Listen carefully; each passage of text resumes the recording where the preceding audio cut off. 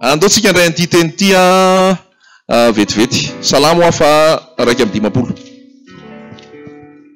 Salamo fa raiky amby dimapolo. Andininy ray ihany no apetrako amintsika eto.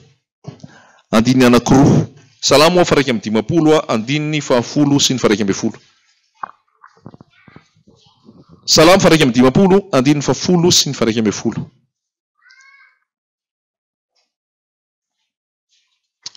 Amrony fo madio ao Andriamanitra, ary avao izy iorona marina ny fanahiko atao anatiko. Aza manary ahy hiala eo anatrehanao, ary aza manaisotra ny fanahinao masina amiko, ampodio amiko ny fifaliana amin'ny famonjenao, ary toano fanamazoto aho. Averiko le verset. Aza manary amrony fo madio ao Andriamanitra, ary avao izy iorona marina ny fanahiko atao anatiko. Aza manary hiala eo anatrehanao, ary aza manaisotra ny fanahinao masina amiko, ampidio amiko ny fifaliana avy amin'ny famonjenao, ary toano fanamazoto aho.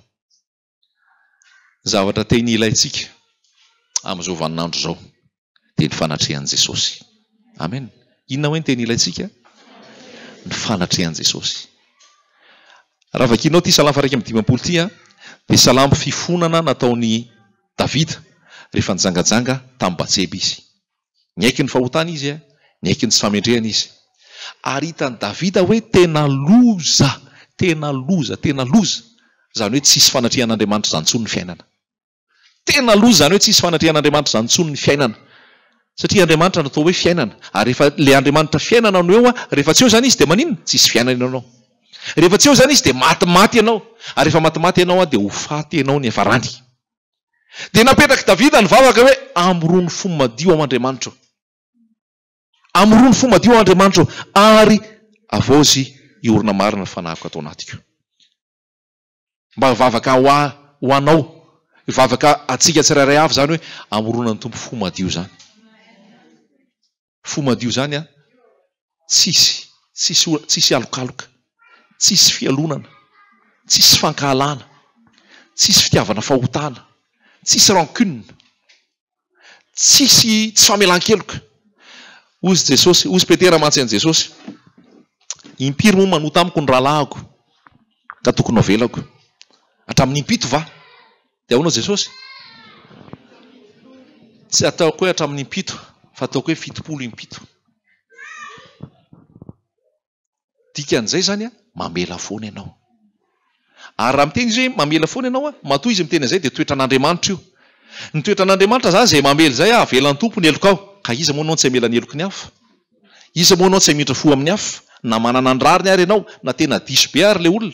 Rehefa fantatrao ny haren'ny famindrampona nataon'i Jesosy taminao dia hainao ny mamela ny eloko ny hafa. Fa raha mbola tsy fantatrao ny haren'ny famindrampona nataon'i Jesosy hoe mbola tsy tsapanao ny famelan-keloka natao taminao dia tsy hay hamela eloko ianao. Fa saintsaino angatao amin'ny tompo mihitsy hoe endre zany alalina fitiavanao tompo, endre zany famelan-keloka nomenao tompo. Fa rehefa fantatrao zany famelan-keloka nomen'ny tompo anao zany dia hay hamindra fo amin'ny olona foana ianao. Hay hamindra fo amin'ny olona foana ianao.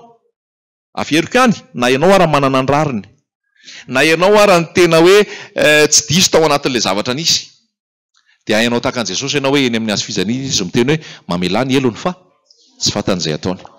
Hainao tahaka ny Stefanina ianao efa toraham-bato izy, satria tsy nazaka ny fanamasina tao anatiny ny helenista.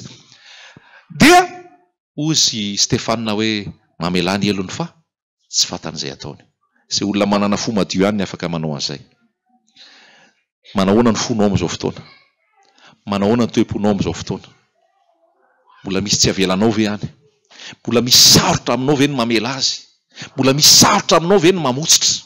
Mbola misy sarotra aminao ve ny manadino? Androany eto anatrehan'i Jesosy zay. Ho eto ampototry ny hazo fijaliana zay. Ho eto atongony zay, izay eta mavesatra anao zay. Fa rehefa entinao eo anatrehan'i Jesosy zay, dia ho aseho an'i Jesosy ianao ny famelan'ny elokao, ho aseho an'i Jesosy ianao ny famindrampony taminao, ho aseho an'i Jesosy ianao ny ony rano be arotsany aminao, dia mora aminao ny mamela rehefa avy eo. Satria ny zavatra namelana anao nge ara mety be lavitra noho le tokony avelanao amin'ilay olona.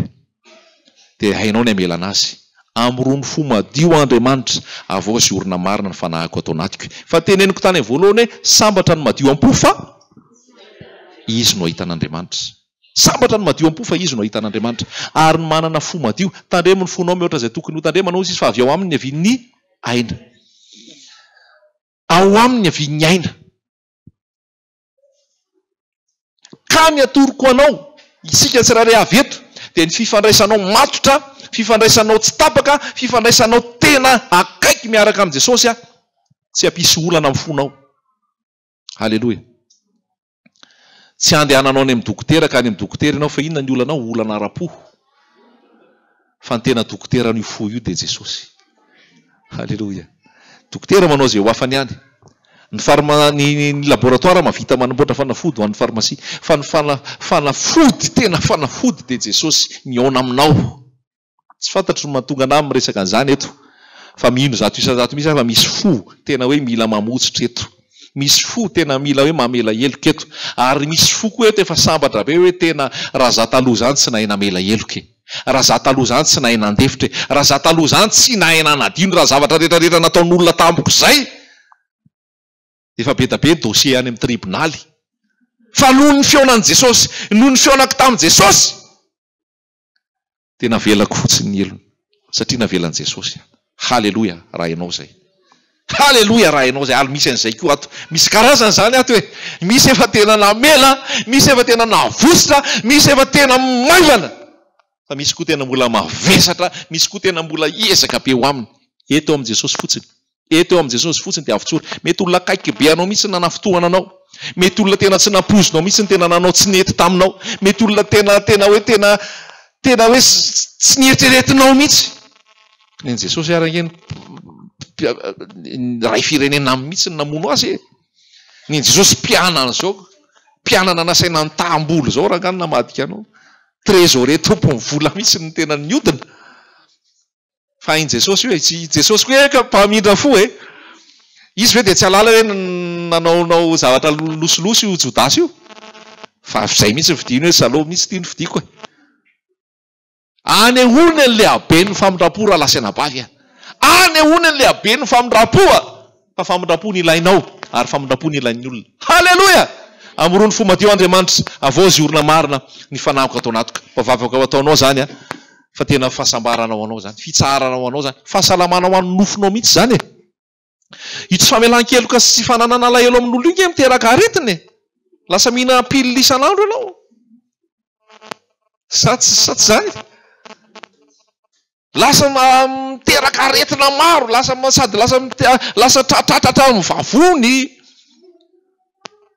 tratratra any amin'ny sainany, tratra ny vatana lasa malemy mihitsy satria ozy David zay hoe miatraika any amin'ny taolana mihitsy ny fahotana rehefa tsy fonana. Ary io tsy famelan-keloka sy tsy fahaizana mamitra fo amin'olo io miatraika amin'ny vatana io, miatraika amin'ny taolana io, miatraika amin'ny nofo io. Ianao zay eto sy ianao manaraka an'ity vidéo ty mba hiamela heloka ianao fa zany dia davin'ny tompo. Fa nisy ny efa nisolo anao ary nisy efa nanavitra anao. Dia atoroko anao inona ny fanalahida zay zavatra, inona no tena hoe ahafahana manana an'ilay fo madio vavaka efa eo ihany. Fa zao ozy izy hoe aza manary ahy aleo anatrehanao aza manaisotra ny fanahinao masina amiko. Hitan'ny Davida ny secret. Raha vao io fanahy masina io miala vita. Raha vao io fanahy masina io miala vita. Miala tao amin'ny Saoly io dia nakany amin'ny Davida. Azonao ve? Hainao ny afarany Saoly? Nolavin'Andriamanitra miala ny fanahy masina. Raha lasaina bavy zavatra rehetrarehetra afaka miala, zavatra rehetrarehetra afaka rahatena, zavatra rehetrarehetra afaka tena hoe taraiky tsy teo, fa zavatra anankiray tsy azo adino ary tsy azo hiala aminao dia ninona? Fanahy masina. Zavatra anankiray tsy mahazo miala aminao dia ny fanahy masina. Raha misy tsy manana ny fanahin'i Kristy izy dia tsy azy izy. Raha misy tsy manana fanahin'i Kristy dia tsy azy izy. Fa io fanahy masina io no hitarika anao amin'ny marina rehetrarehetra. Ozy izy aza manala fanahinao masina hiala amiko. Zany nangatany Davida zany nangatany Davida hoe tena very perta tsisy raisina intsony raha io fanahy masina io miala amiko. Io fanahy masina io dia voalaza ny amin'ny asan'ny apôstôly amin'ny andro farany no andatsahako ny fanahiko amin'izy amin'ny nofo rehetra. Ianao anatin'izay nofo rehetra zay, ianao anatin'izay nofo rehetra zay. Ary io fanahy masina io avelao anjaka hitoetra ao anatinao fa io fanahy masina io nafahana nampitsimbatika ny tantarana zao tontolo zao tamin'ny alalan'ny apôstôly. Ary mola toy izany tompo zany amin'ny alalanao raha mino ianao, anova ny fiainanao aloha voalohany indrindra, anova ny toe-ponao, anova ny eritreritrinao, anova ny fisainanao, anova anao tanteraka. Ary io fanahy masina io dia hozy izy hoe hitarika anao amin'ny marina rehetrarehetra. Mitady ny marina nge ny olona amin'izao e, mitady ny fahamarinana ny olona amin'izao, ary mitady olo-marina koa ny olona amin'izao. Fa ianao raha manana ny fanahy masina, olo-marina ianao ampiasana, olo-marina ianao amin'ny fiarahamonina, olo-marina ianao mahatoky ianao azo ametrahana asa, azo ametrahana vola, azo ametrahana fitaovana, azo ametrahana zao rehetra zao. Ary tsy anaiky hodrokodrokin'ny olona ianao, tsy anaiky ny resaka kolikoly ianao, tsy anaiky ny resaka fraude ianao, fa rehefa ao anatinao ny fanahy masina dia olona mahatoky ianao, olona mahatoky ianao ary mandeha amin'ny fahamarinana ianao. Io fanahy masina io no nitarika ny mpianatra tao anatin'ny asan'ny apôstôly, nanaovana ny fahagagana maro, nanasitranana, nitoriana ny filazantsara, nanamasinana. Satria izay tsy manana fanahy tompo dia tsy azy izy, ary ny fanahy masina no manamasina. Halleluja! Dia rehefa nandray an' Jesosy ianao, vao hisy tomboka se ny fanahy masina. Ary rehefa vao hisy tomboka se ny fanahy masina ianao, dia fonena ny fanahy masina. Dia izao no voalaza, aza mampalahelo ny fanahy masina, ary aza mamono ny fanahy masina. Personne io fanahy masina io anatinao. Mety malahelo io rehefa mandika ny didin'Andriamanitra ianao. Raha tia ianareo dia hitandrina ny teniko. Rehefa mitandrina ny tenin'Andriamanitra ianao, faly ny fanahy masina. Misy atmosfera mahatamana azy ao anatinao ao. Fa raha ianao miziriziry mitoetra amin'ny fahotana, malahelo ny fanahy masina. Ary raha mbola miziriziry ihany ianao mitoetra amin'ny fahotana, dia aza mamono ny fanahy hozy izy, mety ho faty zany fanahy. Dikan'izay, Efesianina dia milaza ataovy tsara izay fandehanareo, mba tsy hanaovanareo adaladala, fa ahafantaranareo sitrapon'Andriamanitra. Aza homamy divay ianareo, fa amin'izany dia misy fanaranam-po amin'ny ratsy, fa aoka ho fenona ny fanahy. Dia io fanahy masina io rehefa ao aminao dia misintona anao hijery an'i Jesosy io, misintona anao hibanjana an'i Jesosy io, mampianatra anao hanetry teny io, mampianatra anao hanana fitiavana ny hafa io, mampianatra anao handeha araka ny sitrapon'Andriamanitra io. Aza manesitra ny fanahinao masina hiala amiko. Dia inona ny toy eny avy eo? Rehefa ao anatinao fanahy masina dia misy fifaliana. Ampody ho amiko ny fifaliana avy amin'inona? Fifaliana avy amin'inona? Ny famonjena ny tena mitondra fifaliana. Be da be no mitondra fifaliana. Be da be zavatra mitondra fifaliana apetraky ny tompo eo aminao. Fa ny tena mitondra fifaliana voalohany indrindra dia ilay famonjena avy amin'ny tompo. Ampody ho amiko ny fifaliana avy amin'ny famonjenao. Vokatry ny fanahy masina ao anatinao zany. Halleluja! Dia hanana fifaliana ianao hoe ilay famonjena avy amin'ny tompo ny tena fifaliana lehibe indrindra. Ilay famonjena avy amin'ny tompo ny fifaliana lehibe indrindra. Halleluja! Averisika io teny io dia vavaka tsika rehefa avy eo. Samy hamaky mafitsika, samy hametraka ny fotsika eo anatrehan'ny tompontsika. Ary zany teny hoe amen. Fa rehefa io ny sitraky ny tompo ary rehefa io ny etaetanao tsy tokony hatateraka an'io. Amen. Salamo faha 150:10. Amorono fo madio aho Andriamanitra, ary avao ziorina marina ny fanahiko atao anatiko. Aza manary aho hiala eo anatrehanao, ary aza manaisitra ny fanahinao masina amiko. Ampody ho amiko ny fifaliana avy amin'ny famonjenao, ary toano fanahy mazoto aho. Amen. Amen. Samy mivavaka, samy mametraka eo anatrehan'ny tompo fa ny tena rena dia fo madio, ny tena rena dia ny fanahy ao anaty fanahy masina, ny tena rena dia ny fifaliana vokatry ny famonjena.